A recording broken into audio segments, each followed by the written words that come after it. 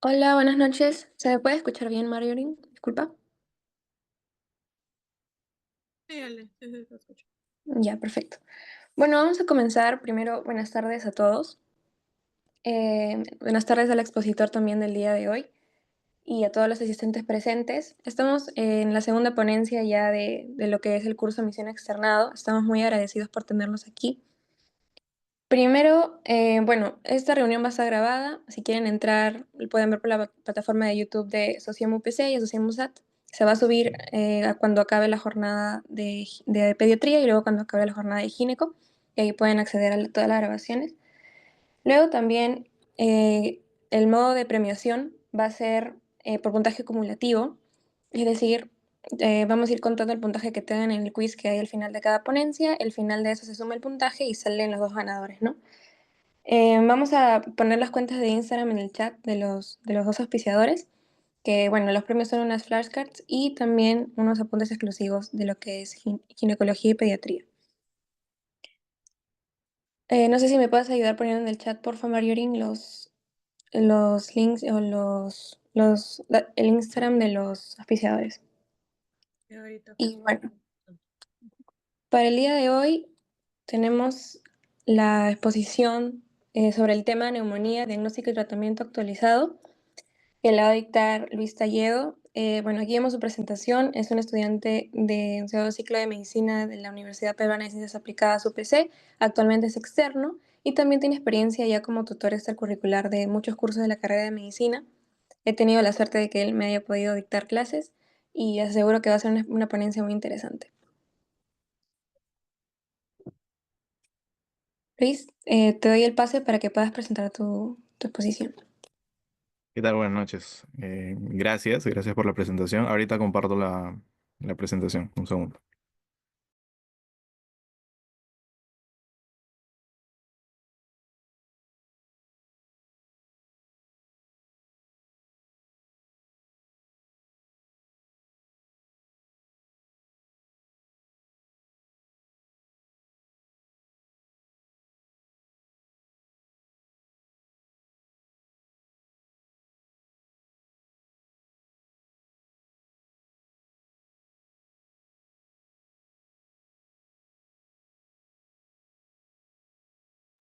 Ya. Buenas noches nuevamente. ¿Se puede ver la presentación? O sea, ¿se ve el PowerPoint? Por favor, me confirman. Sí, sí la vemos. ¿Sí? Ya. Perfecto. Bien, buenas noches. Como se mencionó previamente, vamos a realizar, o vamos a desarrollar, mejor dicho, neumonía, diagnóstico, tratamiento. Vamos a tratar de tocar algunos puntos claves previamente y luego ya vamos a ir de lleno con el diagnóstico y tratamiento. Mi nombre es Luis Humberto Tallo Salazar y va a ser un gusto estar con ustedes esta tarde-noche. Bien, lo primero que vamos a ver es la epidemiología, cómo es que esto nos afecta aquí en el Perú, un poco de patogenia, luego vamos a ver las etiologías divididas por edades, vamos a ver diagnóstico y tratamiento. Ya, entonces este va a ser el índice de lo que vamos a realizar el día de hoy. Bien, primero la epidemiología. Vamos a ver este cuadro que está realizado por el CDC, por el Centro Nacional de Epidemiología, Prevención y Control de Enfermedades del MINSA. Entonces esto es data propia, no es data extranjera, no es nuestra, ¿no? Y vamos a ver cómo va eh, en este año, ¿no? Que esto es en la primera, segunda semana de 2025, ¿no? Vamos a ver si, a ver un segundo con el puntero. Ya. Vamos a ver que en los menores de un año han tenido 114 episodios de neumonía, más o menos en una tasa de incidencia de 2,47 por 10.000 habitantes, lo cual es bastante elevado. Y luego vamos a ver otro par de picos, ¿no? Eh, en general en las neumonías entre los 5 y 9 años y bueno, el 1 al 4 años, ¿no? Entonces, eso en cuanto a la epidemiología. Entonces, es una enfermedad bastante prevalente, ¿no? Veamos cómo entre el año y los 9 años suman prácticamente el 30%, ¿no? Entonces, bien, sigamos. Luego aquí tenemos un gráfico donde nos habla del número de neumonías por grupos etarios. Aquí está dibujado con colores. Vamos a ver que donde claramente 2020-2021 teníamos unas cifras elevadísimas eh, producto del COVID. Y luego ya eso fue disminuyendo, tiene una tendencia a la disminución, 2022 un poco ya de meseta y vemos como nuevamente eh, regresa a tomar altura en 2023-2024, ¿no? Y vemos aquí el color rojo, que es entre 1 y 4 años, vemos cómo viene siendo bastante numerosos los episodios que se presentan. Y luego, bueno, claramente los adultos tienen la batuta, pero a lo que quiero llegar es que es un grupo etario importante y cómo es que las neumonías afectan a este grupo etario, que es el cual vamos a tocar hoy día, ¿no? Aquí podemos ver las defunciones acumuladas. A ver, voy a mover esta parte por aquí. Ya. Y aquí vamos a tener, miren, menos de un año las defunciones desde 2020, perdón, de 2012 hasta 2023. Ahí hay una corrección en el PPT.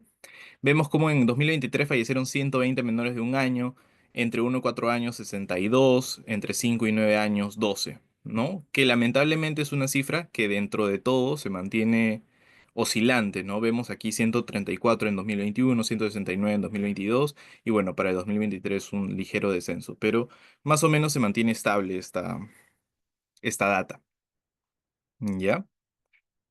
Bien. Entonces, ahora hablemos de la patogenia. Lo primero que tiene que suceder para que nosotros hablemos de una infección, y lo más probable en realidad, esto es el camino clásico, que no necesariamente sucede así, pero por lo general es así. Entonces, lo primero que tenemos es un escenario favorable para la invasión del tracto inferior. ¿Qué quiere decir? Que por alguna razón el tracto respiratorio inferior se encuentra propenso a desarrollar alguna infección. ¿Cuál puede haber sido? Puede ser contaminación, puede ser el clima, en verdad, cualquier evento que pueda predisponer a que exista una infección, es decir, a disminuir las defensas físicas o celulares que pueda tener el sistema respiratorio. Dicho eso, una vez que nosotros tenemos un terreno fértil para una infección, vamos a tener que el tracto respiratorio inferior se va a llenar de leucocitos, de fluido, de debris, de restos celulares, porque a la larga cuando nosotros hablamos de una infección estamos hablando de que tenemos células de defensa que van a, obviamente, realizar su trabajo y posteriormente a morir, y esto es lo que nos va a dar los debris, ¿no? ¿Cuál es el problema? Porque a la larga todo esto está generándonos un problema. El detalle es el siguiente, que por un lado vamos a disminuir la compliance, es decir, el pulmón no va a ser lo suficientemente flexible como para llenarse de aire como este debería llenarse. Entonces, aquí es nuestra primera dificultad, ¿no? Porque a la larga lo que vamos a apreciar es que son varios puntos que nos van a llevar a la clínica. Lo que yo quiero lograr con esta diapositiva, hablando de la patogenia, es que no pensemos en la clínica como algo lineal, sino que entendamos qué es lo que sucede y cómo lo que sucede se va a traducir en síntomas. ¿De acuerdo? Entonces, lo primero es que disminuye la compliance, disminuye la cantidad de aire que puede trabajar adecuadamente a nivel pulmonar.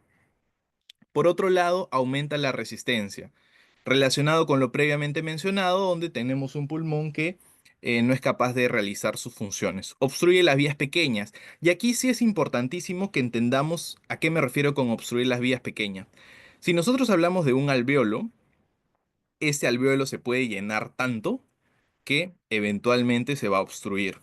Entonces vamos a tener un alveolo que no está recibiendo oxígeno y por tanto no va a poder este aire ser realmente útil ni para oxigenarse ni para liberar el dióxido de carbono.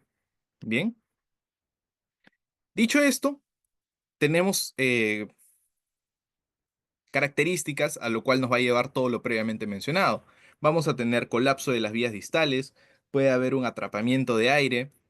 Y bueno, este atrapamiento de aire, esta obstrucción de las vías pequeñas, eventualmente derivar en una alteración de la relación BQ, ¿no? La relación ventilación-perfusión, porque estamos hablando de que un espacio de nuestro pulmón no se va a ventilar adecuadamente, por tanto la relación va a variar. Y esta variación deriva en una disminución de la oxigenación de la sangre. ¿Ya? Entonces, bien. Em, Esto por esa parte de patogenia, como les menciono. Necesito que entendamos esto para luego poder ver que los síntomas se basan en esto, ¿ya? Entonces, ahora hablemos un poquito de las etiologías, ¿ya? Las etiologías son variables, principalmente van a ser viruses, eventualmente ya va a ganar un poco más de campo las infecciones bacterianas, pero inicialmente serán los virus, ¿ya? Entonces a la cabeza pues tendremos el virus sincitial respiratorio, la influenza, el metaneumovirus, la parainfluenza. Actualmente igual ya o sea, tomó más campo el coronavirus, el adenovirus, el rinovirus, ¿ya? Y hay bacterias que son más específicas para ciertos grupos etarios, por ejemplo, para menores de 3 meses, la clamidia, el treponema, ¿no? El micoplasma y el uroplasma, en realidad un poco más lejos, pero igual son los que uno podría sospechar en menores de 3 meses. Entre los 3 meses y los 5 años ya habría que sospechar también en la posibilidad de una infección por Staph aureus, por Streptococcus pyogenes, y ya mayores de 5 años, em, pensar en clamidia, micoplasma, que son atípicos, que empiezan a atacar a este grupo etario. No obstante, vale la pena mencionar que el neumococo, el Streptococcus pneumoniae, puede estar presente en todos los grupos etarios, ¿ya? Entonces, en todos los grupos etarios puede haber, eh, perdón, puede haber infección por por esa bacteria, perdón, ¿ya? Y en mayores de 5 años estará a la cabeza en este orden el rinovirus, la parainfluenza, la influenza. Ya como les menciono, a partir de los 5 años es que ya las bacterias atípicas toman mucho más campo de lo que habían tenido hasta el momento. ¿Ya? Así que estos son los agentes etiológicos, como les reitero, el neumococo siempre está, los viruses siempre están, y bueno, las bacterias específicas para cada grupo etario sí son los que más pueden variar. Entonces, habiendo dicho todo lo previo, ya podemos enfocarnos en lo que es el diagnóstico. ¿Sí? Entonces vamos a tener tres objetivos primordiales. Primero, identificar el síndrome clínico, ver si esto responde a una neumonía, si esto responde a una bronquiolitis, si esto responde a un síndrome obstructivo bronquial. Entonces, eso es lo primero que nosotros tenemos que identificar. Ya en este caso, o sea, cuando tenemos un paciente con síntomas respiratorios, tenemos que identificar el síndrome clínico. Bien, entonces en este caso obviamente desarrollaremos el que nos corresponde el día de hoy, que es el de neumonía, y luego pensar en el agente etiológico. Suena un poco alejado, si queremos decirlo de un modo, pero vamos a tratar de simplificarlo. Entonces, si nosotros estamos hablando de antecedentes que nos puedan indicar una neumonía viral, entonces, y una sintomatología de la cual hablaremos en un momento más, ya nos estamos enfocando hacia un virus. Probablemente nunca identifiquemos el virus y simplemente pase como una neumonía viral, pero eh, es a eso con lo que me refiero con considerar el agente etiológico, principalmente definir si es virus o bacteria, y eso lo vamos a ver en un ratito. Evaluar la severidad, eso es sumamente importante porque a partir de nuestra evaluación, que está en las siguientes diapositivas, es que nosotros vamos a poder decidir qué hacer con nuestro paciente, decidir si tenemos que manejarlo de una manera ambulatoria, decidir si tenemos que hospitalizar y decidir también el tratamiento que merece, ¿no? Si estamos viendo a un paciente que está con oxigenación 85, no va a ser mi mismo enfoque si es que mi paciente estuviera con 98 de saturación. ¿Me dejo entender? A eso me refiero con evaluar la severidad y quiero llegar también al punto donde sabemos que esos objetivos van a definir mi camino para después, ¿no? Bien, luego tenemos a la clínica. La clínica es un poco inespecífica, si queremos decirlo de ese modo. Puede tener fiebre y la fiebre puede estar, puede no estar. En realidad, no nos ayuda casi nunca. Y habría que buscar más en pacientes pediátricos, ¿no? Porque como lo vamos a ver en un momento más, los pacientes pediátricos tienen una manera distinta de enfocar su malestar, ¿no? Por ejemplo, puede dejar de comer, y a eso es lo que pongo aquí con dificultad para la alimentación. O sea, si el niño no quiere comer, por más de que no tenga fiebre, había que sospechar en algún foco infeccioso, ¿no? Digamos, no es lo normal. Lo mismo si estuviese inquieto, si es que no se pudiera consolar, ¿ya? Este, entonces, eso es lo que hay que pensar. Eso es a lo que me voy a referir eventualmente como una alteración de, del correcto o del estado normal que pueda tener el paciente. ¿no? Entonces decíamos la fiebre, la tos, que puede o no estar movilizando secreciones. Aquí también es importante ver de dónde procede la tos. Si es una tos que procede em, del tracto respiratorio inferior o bien del tracto respiratorio superior, ¿no? La taquipnea también, ¿no? La velocidad con la cual el paciente respira.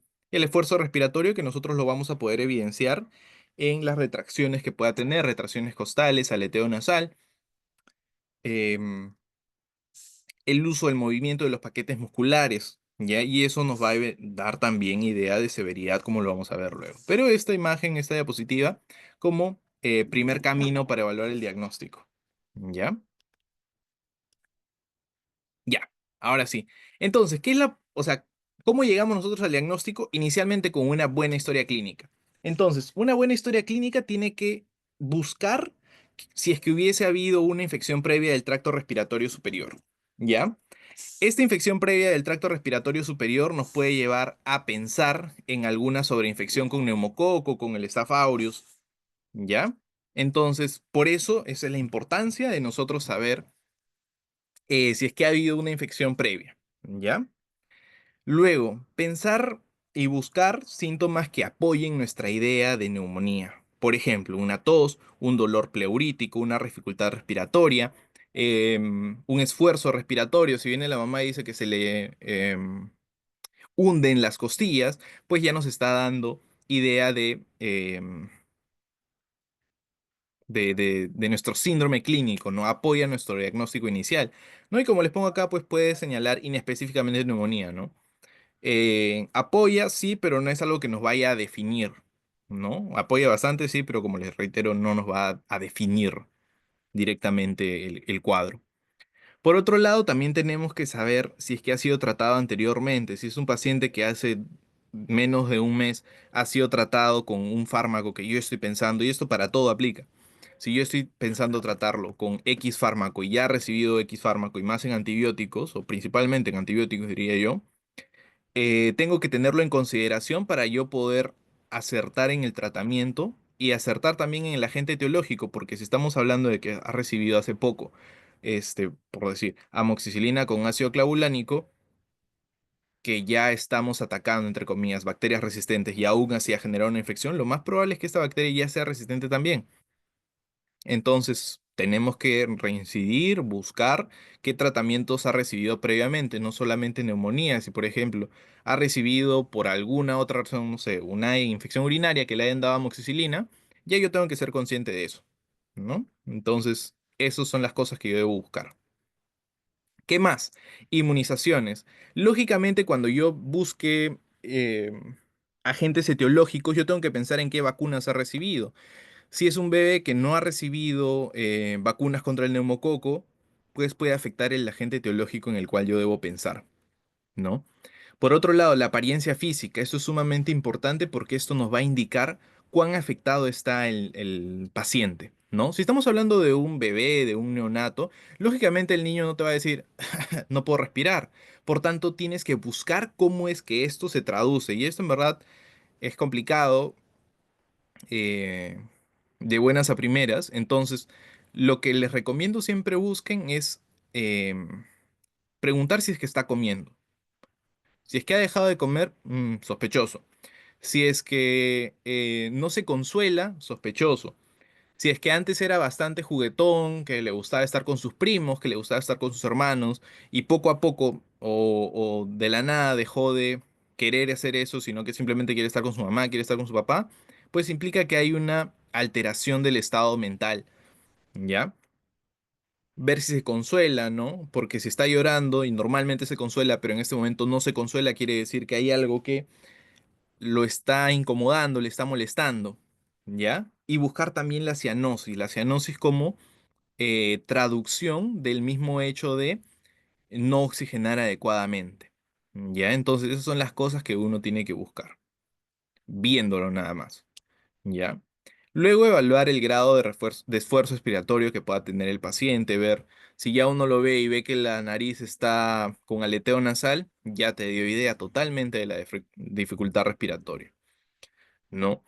Y evaluar también la fiebre, ¿no? Como les digo, la fiebre no es algo que nos vaya a definir demasiado el cuadro clínico, pero es una manifestación común que claramente eh, hay que tratarla, ¿ya? Entonces, eso es lo que uno tiene que buscar en estos momentos, ¿ya? Entonces, ya hicimos nuestra historia clínica, ya hemos cubierto tanto si es que ha habido un antecedente de infecciones, si es que ha tenido tos, dolor pleurítico, dificultad respiratoria. Le pregunto si es que ha recibido algún tratamiento, algún antibiótico previamente. Veo su estado de vacunación, lo veo, evalúo su dificultad respiratoria y también la fiebre. Una vez ya tengo esta parte, pasemos a lo que les he puesto aquí como el examen físico, ¿no? ¿Qué es lo que yo busco cuando le realizo un examen físico? En este caso, en tórax y pulmones. Lo primero que yo tengo que hacer es ver, ¿no? Yo tengo que ver cómo es su respiración, ¿ya? A la inspección lo que yo tengo que buscar es el uso de músculos accesorios. Ya, si es que está usando los rectos, si es que está usando los intercostales, ya yo tengo que ver si es que se le hunde la pancita, por ejemplo. Habrán en síntomas quienes te puedan decir que ha vomitado por la tos, ya, porque a veces los pacientes pediátricos pueden llegar a vomitar por tos.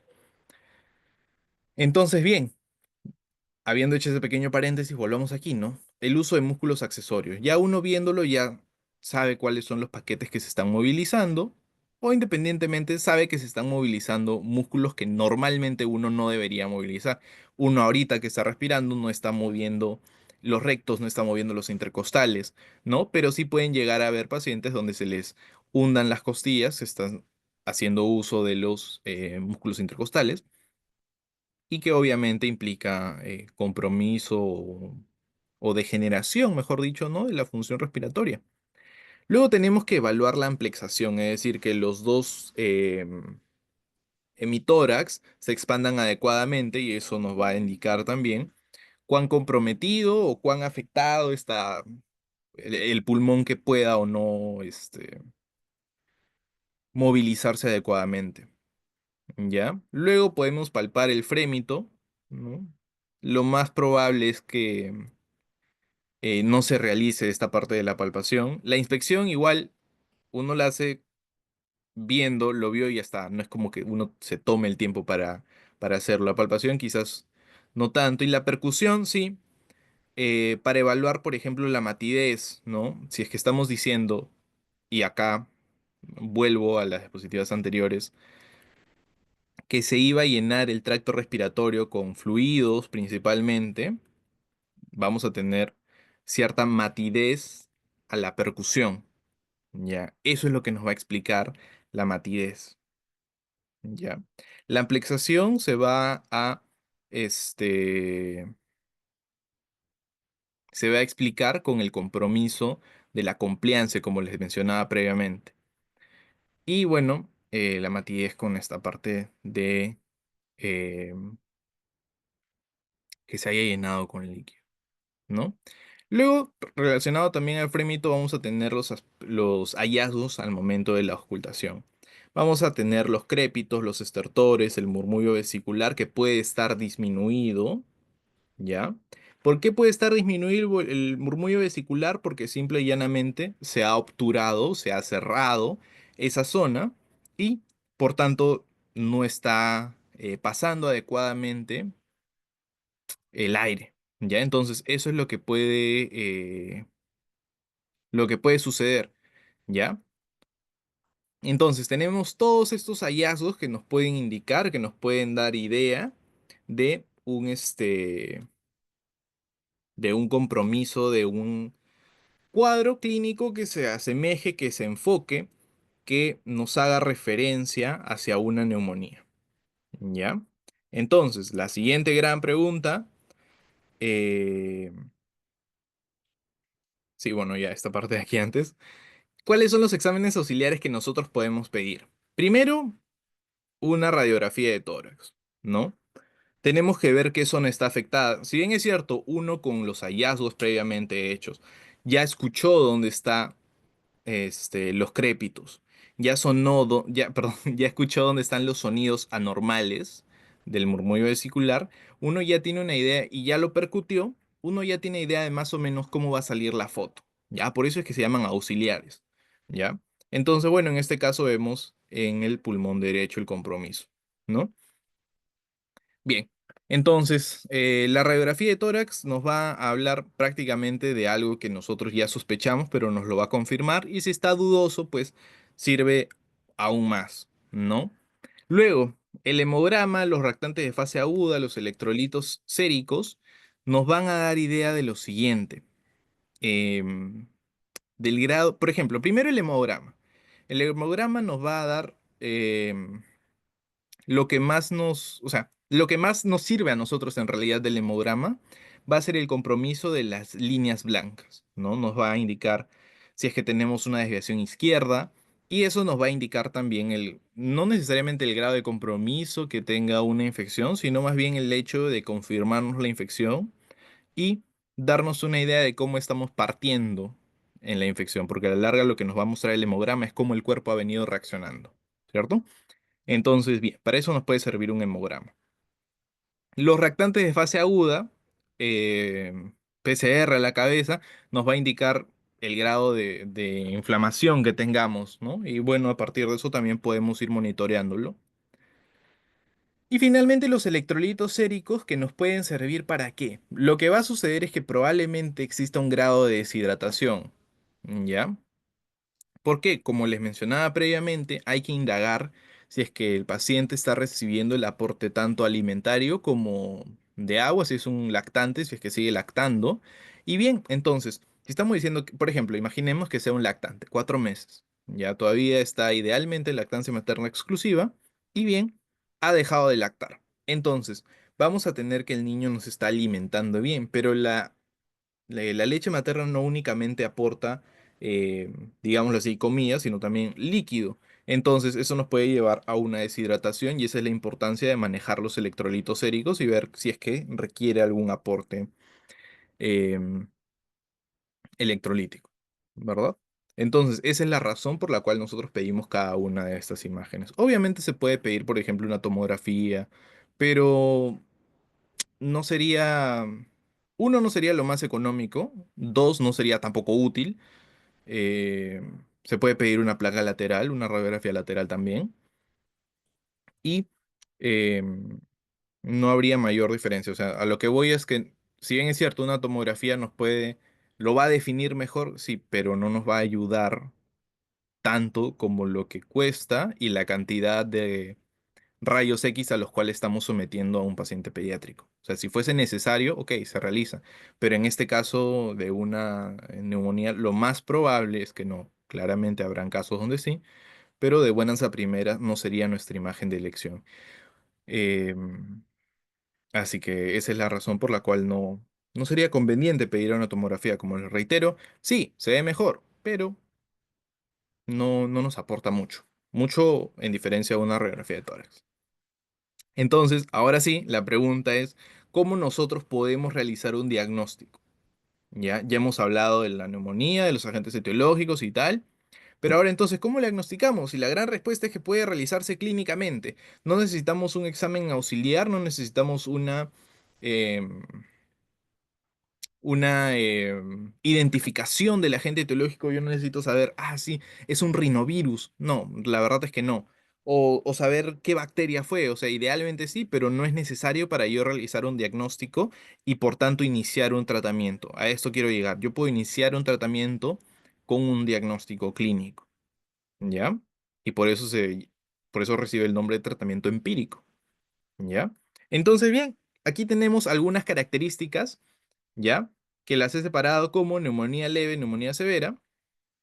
La neumonía leve hace referencia principalmente a una fiebre menor de 38, mientras que una severa ya es una fiebre más exacerbada. La frecuencia respiratoria en una neumonía leve puede estar elevada, en cambio en una severa está muy elevada. No tiene tantas retracciones en una leve, no hay periodos de apnea, hay poco esfuerzo respiratorio y no tiene aleteo nasal. todo lo contrario a lo que se puede encontrar en una neumonía severa, donde podemos tener retracciones marcadas, periodos de apnea, es decir, periodos donde el paciente no respira, dificultad respiratoria, el aneteo nasal. El color en una neumonía leve no tendría por qué verse afectado. En cambio, en una severa podría haber la cianosis, que es por la falta de oxigenación. El estado mental, que ya les he mencionado cómo podemos evaluar en un niño que no habla, que no se comunica, es viendo si está comiendo, si es que se está congelando, si es que está irritable, ¿no? Si es que tiene esto, no come, está irritable, no se consuela, pues estamos hablando de un estado mental alterado. Si es un niño de 8 o 9 años, pues es mucho más simple evaluar el estado mental, ¿no? Entonces, bien, eso es lo que sucede aquí. Luego tenemos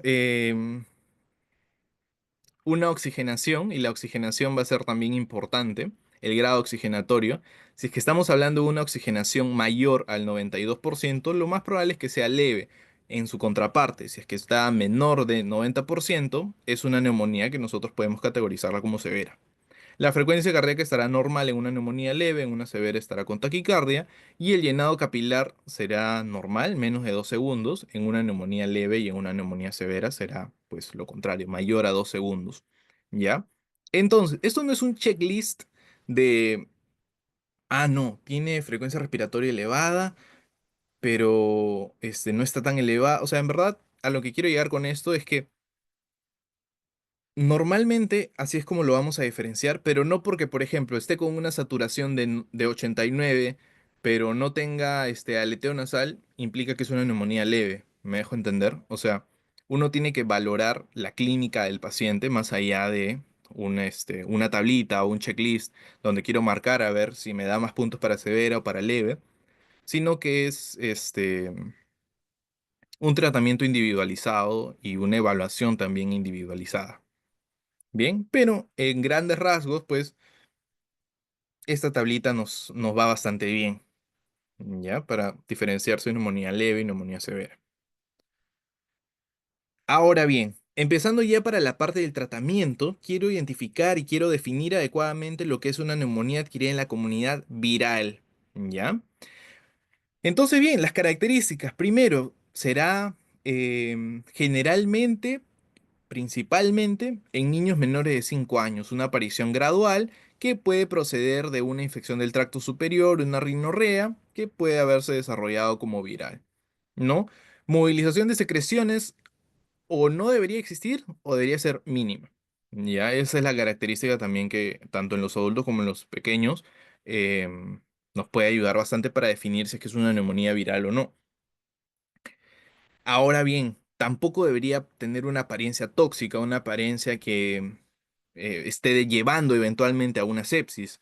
Los hallazgos sean difusos, ¿no? Las neumonías virales por lo general tienen compromiso difuso, no son lobares, como es en el caso de las bacterianas. Pueden haber sibilancias, puede haber rash también como compromiso viral, pero pues es también inespecífico, siendo bastante honesto.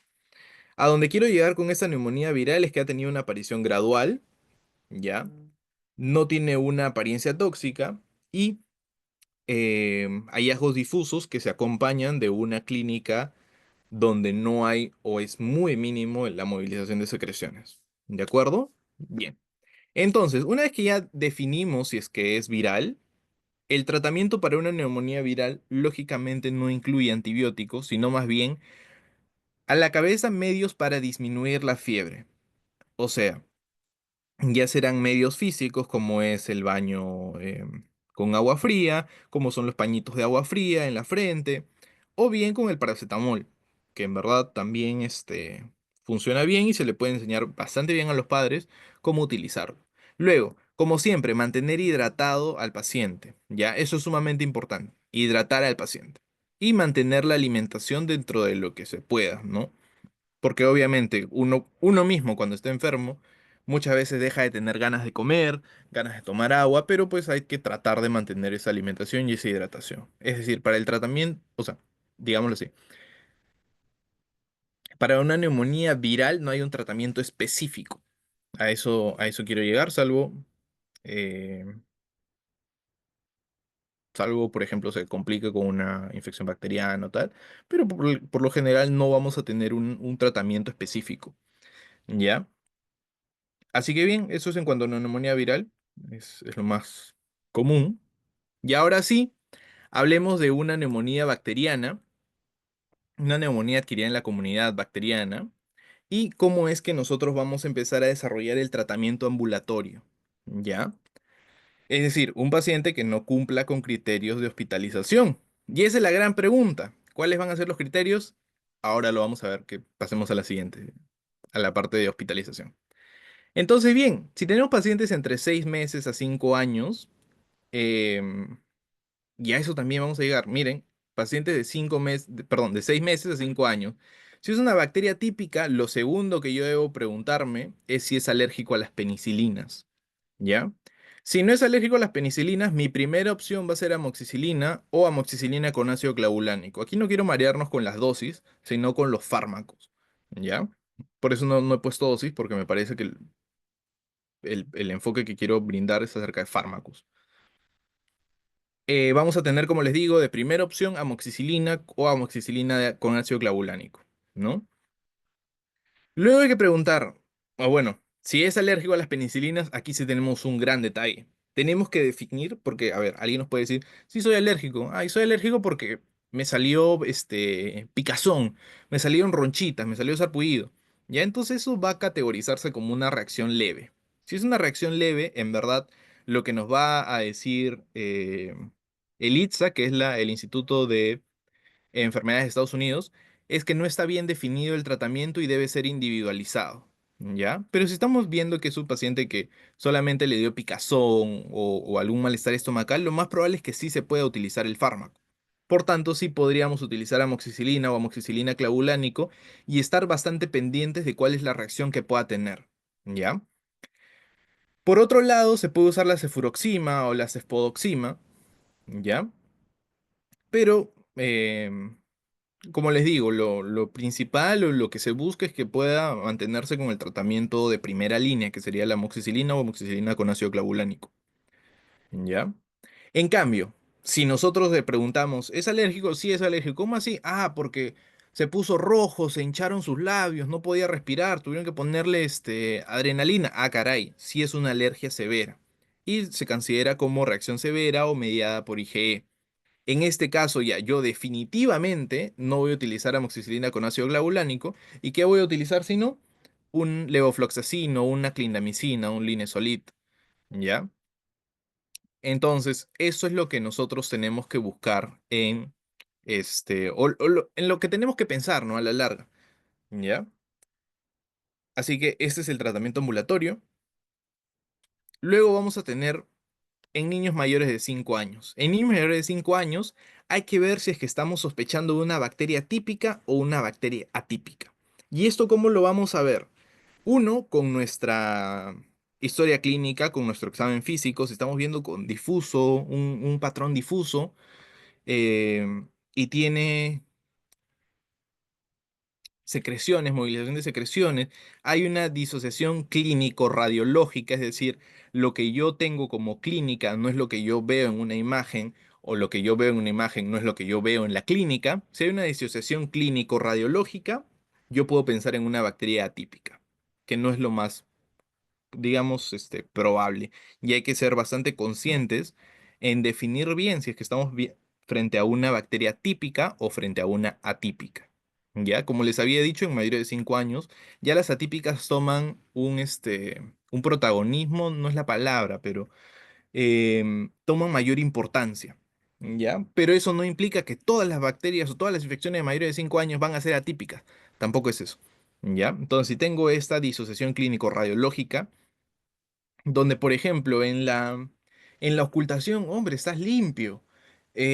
Tose, sí tose, pero yo no le escucho crepitantes, nada, limpio. Y yo luego le hago una radiografía y plum, comprometido. Ahí tengo una disociación clínico-radiológica, entonces tengo que pensar en una bacteria atípica. Pero bien, entonces vamos primero con lo más típico, vale la redundancia, que son las bacterias típicas. La pregunta de rigor. No se olviden nunca, por favor, de siempre que van a ejercer un tratamiento, preguntar algún tipo de alergia. Por más que sea, y no lo digo simplemente para ahora, lo digo en general. Si es que van a realizar una sutura, y se olvidan de preguntar si es alérgico y es alérgica la persona a la lidocaína que le pueden poner para suturar, eviten eso. Entonces siempre preguntan, alergias, ya. Entonces, ¿es alérgico a las penicilinas? No, amoxicilina. Esa es la primera opción. ¿Es alérgico a las penicilinas? Sí, ok. Entonces, nuevamente, ¿a qué se refiere usted con alergia? Ah, picazón, algún malestar estomacal, vomitó. Es una reacción leve. Entonces, igual le puedo dar amoxicilina, le puedo dar cefuroxima, cefodoxima también.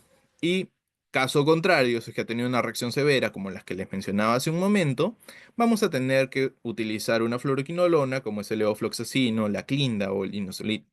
Ahora bien, no fue una bacteria típica. Pasó lo que les mencionaba. Lo auscultas y no hay nada, pero en la radiografía tienes compromiso. Entonces, pensaremos en una bacteria atípica y ahí habría que hacer uso de la citromicina, de la claritromicina, de la eritromicina o de la doxiciclina.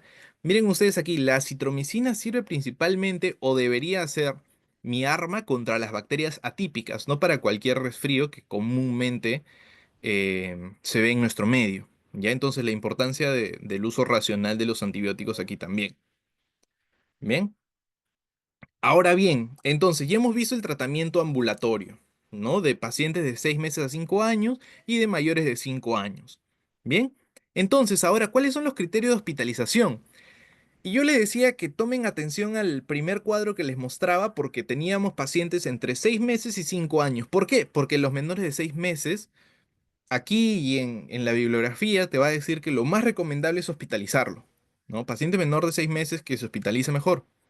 ¿Ya? Entonces, es por eso que en la parte de inpatient, de ambulatorio, no ha sido considerado los menores de 6 meses, ¿ya? Porque esos deberían idealmente hospitalizarse, ¿ya? Otro criterio de hospitalización, hipoxemia, una saturación de oxígeno menor a 90%, es un criterio de hospitalización importante. Deshidratación o incapacidad para alimentarse, ¿no? Lo mismo pasa si es que uno considera que el tratamiento no va a poder ser seguido en casa. ¿Ya? Si es que yo veo que es o bien te dicen, ¿no? ¿Sabes? En casa no se va a poder seguir con el tratamiento. Lo más recomendable es hospitalizarlo, ¿no? Donde estamos en un ambiente controlado, donde yo voy a poder monitorear y asegurarme de que el paciente cumpla con su tratamiento, ¿no? Lo mismo sucede si no puede hidratarse, si es que no puede alimentarse, mejor es que se quede hospitalizado. Si es que tiene una apariencia tóxica, y a esto me refiero con que esté desconectado, que tenga hipotensión, que esté con tendencia a la sepsis, pues también es un criterio de hospitalización, lógicamente. Que tenga un moderado a severo distrés respiratorio. Estamos hablando de que tiene una hipoxemia marcada. Si es que estamos hablando de que em, tiene movimiento de paquetes musculares, que está tosiendo constantemente, que tiene movilización de bastantes secreciones, pues lo más recomendable también será hospitalizarlo. ¿Ya? Condiciones que empeoren el cuadro, por ejemplo, alguna enfermedad que pueda condicionar, ¿no? Por ejemplo, hemofilia, ¿no? Que también puede afectar, si tiene alguna condición cardíaca, ¿no? En verdad, alguna enfermedad de base eh, que pueda desencadenar algo, pues mejor hospitalizarlo y tenerlo ahí bien monitoreado. Si es que ha tenido un fracaso en la terapia ambulatoria en 48 a 72 horas, es decir, si ha tenido un empeoramiento clínico, si es que, y ahora bien, eh, esto es importante. Muchas veces cuando ustedes puedan dar un antibiótico, cuando les den un antibiótico, si mejora, está bien, ¿ya? ¿A qué quiero llegar con esto? Porque yo no necesito que mejore de hoy para mañana. Yo necesito que mejore, idealmente, y habrán situaciones donde tengo que hacer que la mejoría clínica sea lo más rápido posible. Habrán veces en las que puedo, o sea, puedo cuidar a mi paciente de darle un antibiótico más complejo, ¿ya? Mientras haya mejoría clínica, yo tengo que cuidar a mi paciente de algo más complejo. Digámoslo así. Si está mejorando con amoxicilina, ¿ya? Está mejorando con amoxicilina. Le preguntas, ¿está mejorando? Sí, pero igual todavía. Ya, que se quede con su amoxicilina. ¿Le puedes poner un ácido clavulánico adicional y va a mejorar más rápido? Sí, pero estás quemando una bala de plata. O sea, los antibióticos hay que tratar de usarlos como eso, como una bala de plata que no hay que darlos como como un caramelo, ¿ya? Entonces, a eso quiero llegar, ¿no? Mientras yo tenga una mejoría clínica, ok, no pasa nada. Pero si hay un fracaso de la terapia ambulatoria en 48 72 horas, fracaso, es decir, no mejoró o empeoró, hospitalización.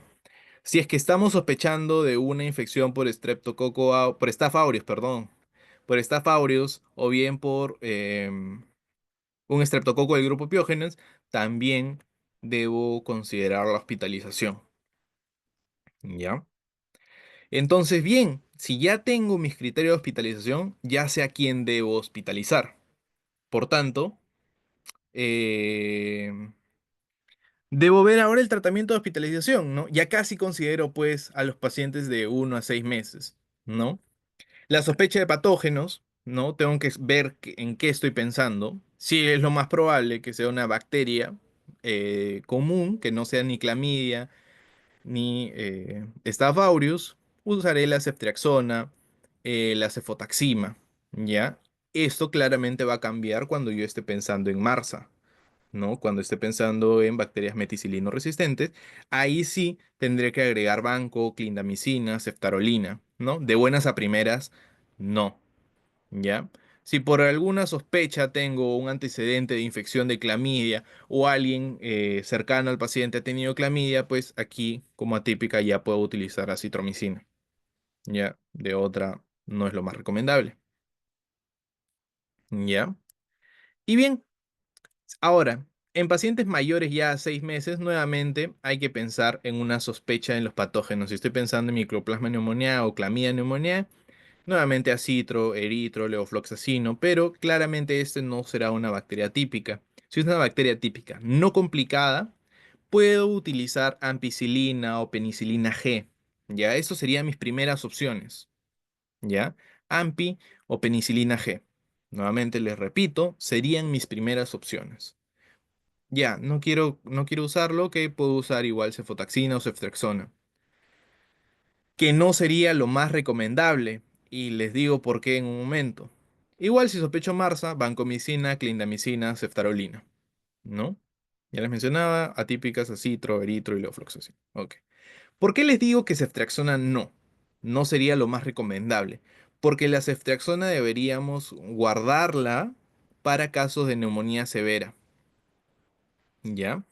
Cuando estemos hablando de neumonía severa, aquí sí, a la cabeza, miren ustedes, ceftriaxona, ¿ya? Ceftriaxona, cefotaxima, acitromicina, eritromicina, doxiciclina. Y si estoy sospechando de un S. aureus, ya le puedo agregar banco y clinda, ¿ya? Entonces, em, creo que ya tenemos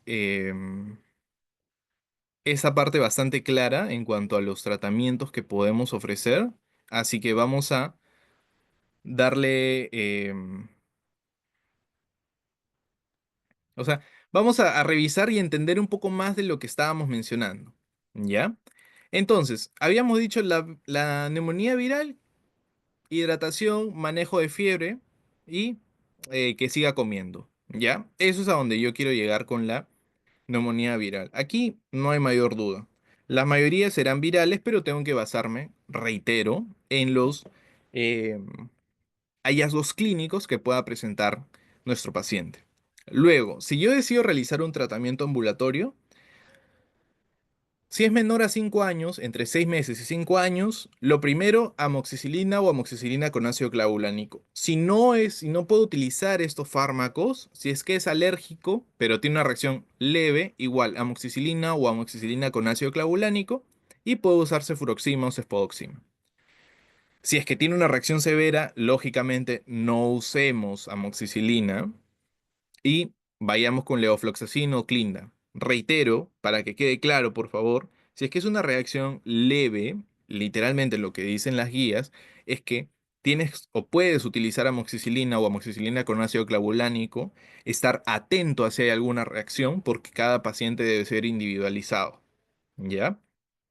Habrá quien no le haga absolutamente nada, habrá quien haya que cambiar el fármaco y se cambie y no hay problema. ¿Ya? Entonces eso es tratamiento ambulatorio de menores de 5 años. Si son mayores de 5 años, em, aquí hay que preguntarnos si es que son bacterias típicas o atípicas. Lo más probable es que sea típicas. Primera línea, amoxicilina. Si hay alergia a penicilina, levofloxacino, clindamicina, linezolid, ¿ya? Y si es una bacteria típica, a la cabeza, acitromicina, ¿ya? Aquí están los criterios de hospitalización, por favor. Eh, Ahora, reitero, eso no es un checklist. No es que marco y si tiene tres a más se hospitaliza. Eso es individualizar el paciente, en verdad. De acuerdo a donde roten, les van a explicar qué cosas sí o sí se hospitalizan, qué cosas se valoran, qué cosas no merecen hospitalización. ¿Ya? Pero es manejo clínico, en verdad, cada paciente es individual y por tanto cada paciente es un mundo distinto. ¿Ya? Y luego ya sabemos hospitalización, entre 1 a 6 meses le podemos dar ceftriaxona. Si es que es una clamidia, si es que tenemos un antecedente que nos haga pensar en clamidia, citro, y bueno, Marsa siempre banco, pues, ¿no? Ya mayores, puedo utilizar ampicilina o penicilina G. Quizás cuando vayan a rotar algún hospital no se utilice porque lo más probable es que nadie se quiera arriesgar, pero la guía sigue diciéndonos ampicilina y penicilina G. Y le den ceftriaxona. Pero como les reitero, la ceftriaxona em, es principalmente para neumonías severas. ¿Ya? Y bien. No sé si tengan alguna duda, alguna consulta, algo que quieran que reincida un poco más, algo que quieran que repita. A ver, Sí, chicos, bueno, Luis, muchas gracias por la ponencia, ha estado muy interesante, bastante completa. Vamos a esperar a si los chicos tienen alguna pregunta, pueden escribir por el chat, levantar la mano. Vamos a dar unos minutos para eso.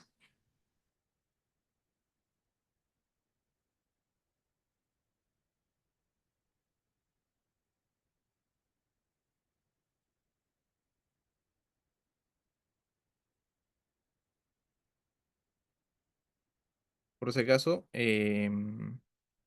estos cuadros son hechos con información de Litsa, que es la guía que he decidido tomar, así que en verdad eh, es información tipo comprobada. Em, y nada, igual por si acaso, aquí están las referencias, a ver. Ahí están las referencias y pueden revisarlas si gustan, ¿no? Entonces, bien, cualquier pregunta, cualquier consulta, estoy abierto para leerlos. Si gustan encender su micro, no hay ningún problema. Y, y encantado de resolver sus dudas.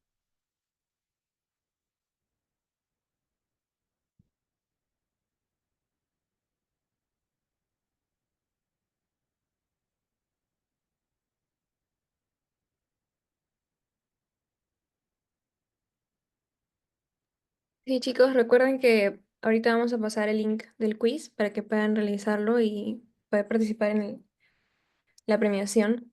Vamos a hacer primero el quiz de este tema y luego vamos a pasar al que quedó pendiente de que fue enfermedad diarreica aguda, que fue el tema pasado. Pero primero vamos a hacer de esta, así que en unos minutos vamos a estar pasando.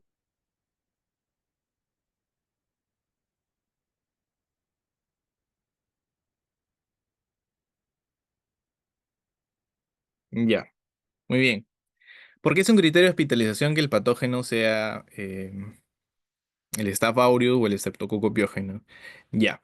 Lo que sucede con el Staph aureus es que tiene una gran proporción, o sea, en general por ambos, es que tienen una gran posibilidad de complicarse, ¿ya? Por ejemplo, el Staph aureus puede hacer un absceso, ¿ya?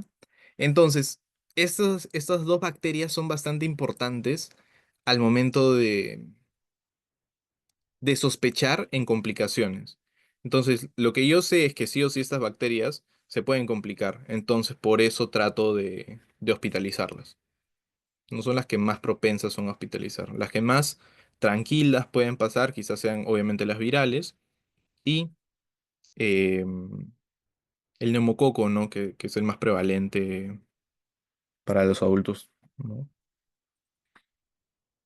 Y bien, es por eso, es porque se pueden complicar, ¿no? Y mejor tenerlos en un ambiente hospitalario a que estén en casa, ¿no?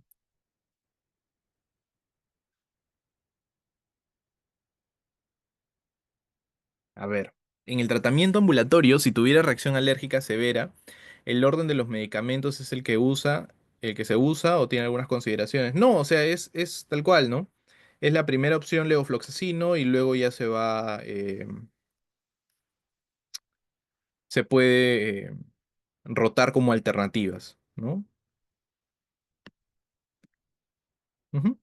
Levofloxacino, se puede usar Clinda o Linezolid, pero a la cabeza igual la fluoroquinolona. Sí.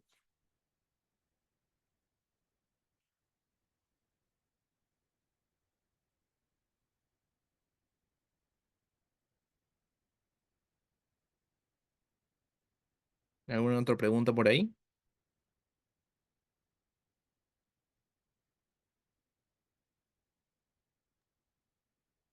Listo, chicos. Han sido todas las preguntas. O si no, si tienen otra, pueden levantar la mano o escribirla en el chat.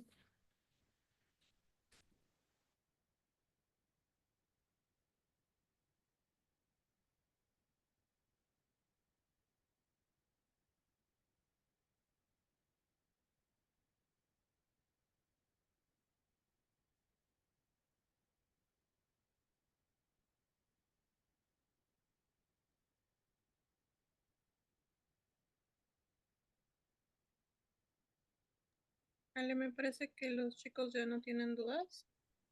Ya.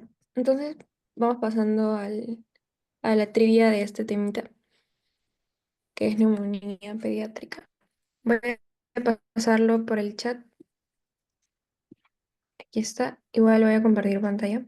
Un momentito. Dejo de compartir entonces. Ya. ¿Alguna pregunta del quiz que no se haya entendido? Luego el expositor lo va a justificar, así que no hay problema.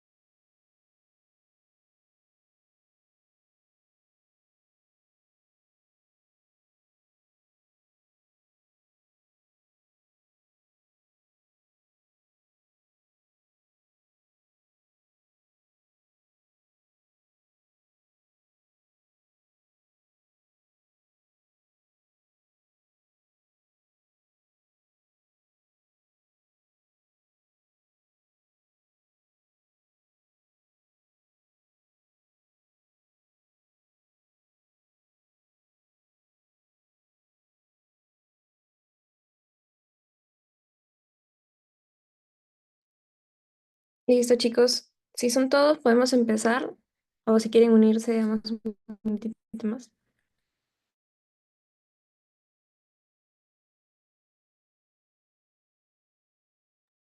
Recuerden participar para los premios que se dan al final del curso.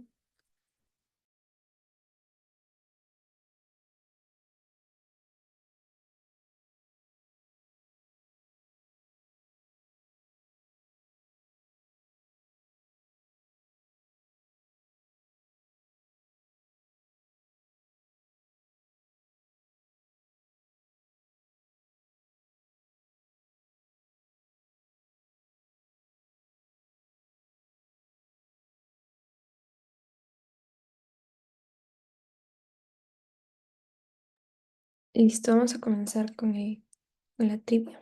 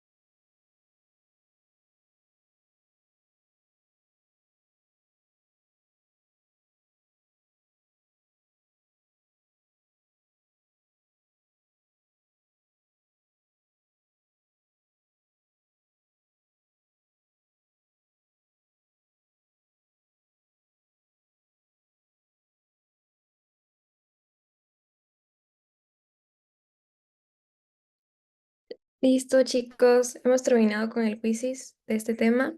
Vamos a tomar la captura del participante y su puntaje.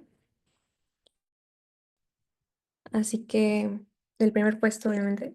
Y eso lo vamos a ir acumulando.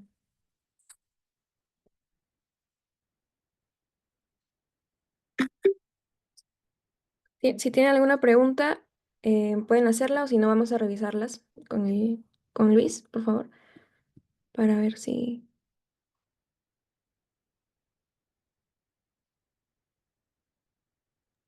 ya está. A ver, muy bien.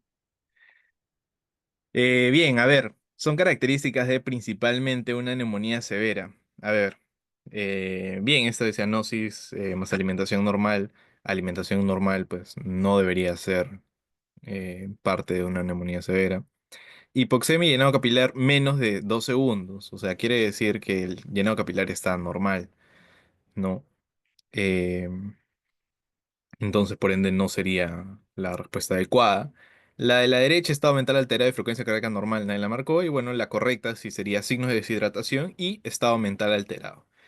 Eh, que es la única opción que tiene las dos, que son principalmente de una neumonía severa. Entonces, es por esa la respuesta.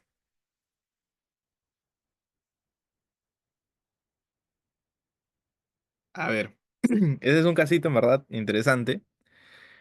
Paciente de 25 meses de edad, 2 años, un mes, con vacunas completas para la edad, acude por presentar movilización de secreciones con tos, a la auscultación crépitos en ambos campos pulmonares, a predominio del hemitórax derecho. Madre refiere que previamente ha presentado cuadro de alergia leve a eh, penicilina, si mal no recuerdo, a ver. Ajá, leve a penicilina, sí, ¿cuál es el tratamiento de elección? ¿No? Aquí la clave está simple y llanamente que es una alergia leve. Ya es una alergia leve a penicilina, sí, leve a penicilina se puede utilizar amoxicilina, ¿no? Entonces, por eso no es cefuroxima, no es levofloxacino, menos linezolid, no es amoxicilina igual.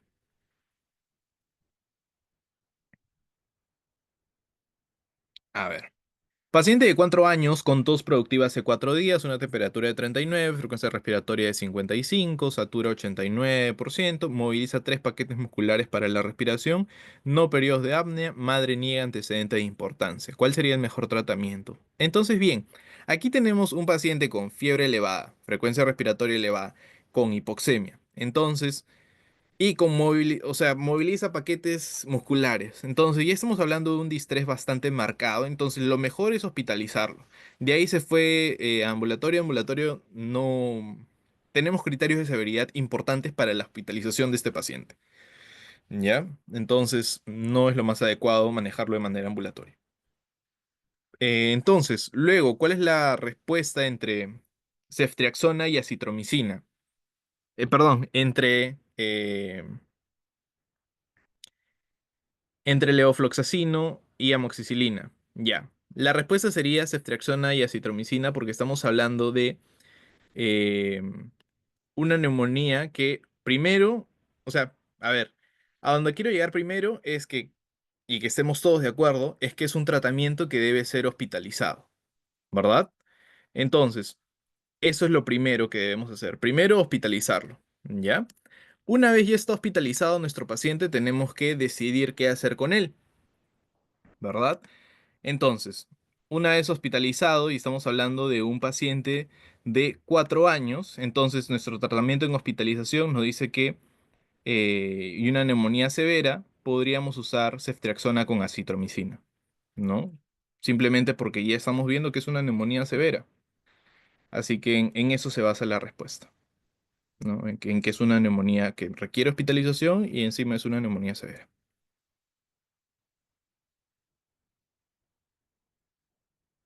A ver, paciente de 7 años con tos y flema por 5 días, sensación de alza térmica por 3 días. Madre refiere que a los 5 años le dieron una penicilina y le generó una alergia donde no podía respirar y requirió atención médica. Entonces estamos hablando de que es una neumonía, perdón, que es un paciente que ya ha tenido un antecedente de penicilina sumado a una em, reacción alérgica mediada por IgE probablemente, ¿no?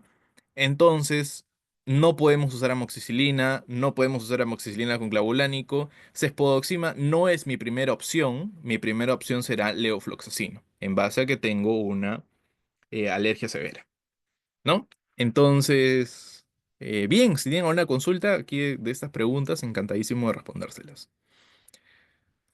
Si no, ese ha sido mi feedback acerca de las preguntas.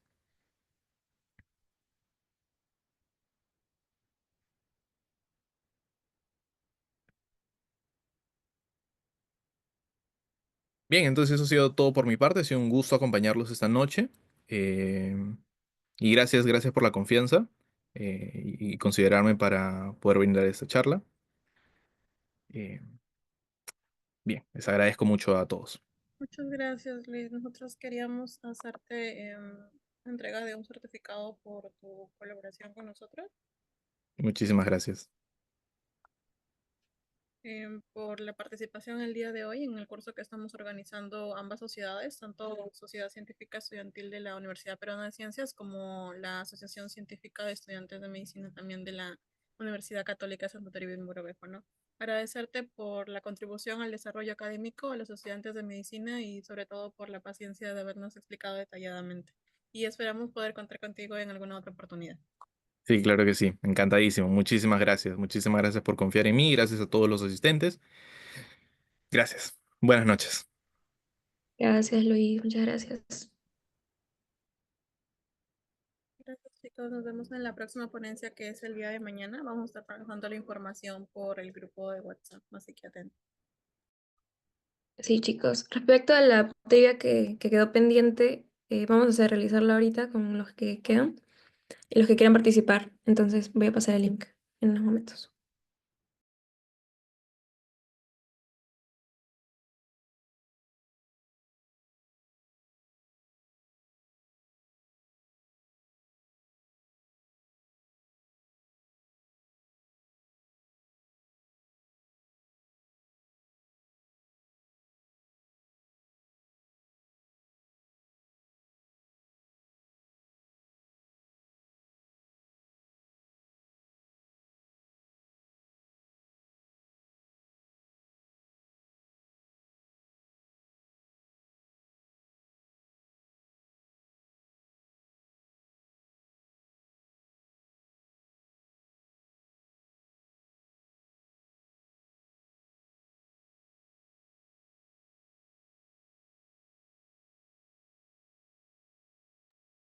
Ya, chicos, aquí paso el link de de la ponencia que fue el lunes 20 de enfermedad diarreica aguda.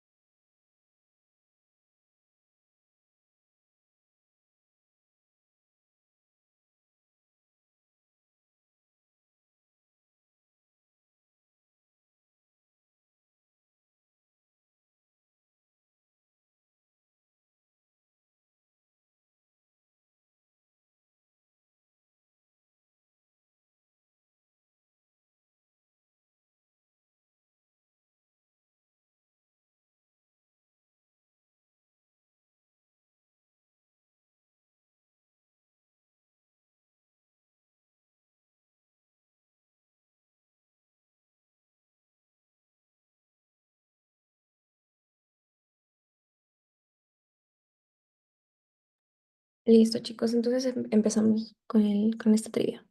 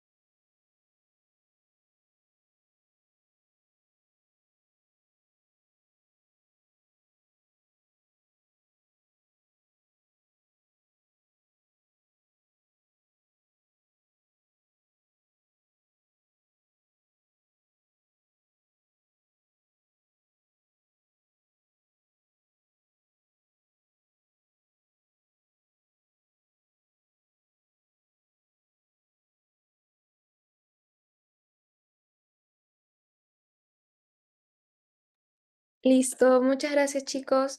La ganadora, por favor, de este quiz me pasa, que es Alejandra, me pasa por favor sus datos para el chat. Y bueno, su puntaje ya está guardado también, así que no hay problema, pero de todas maneras se comunica con nosotros.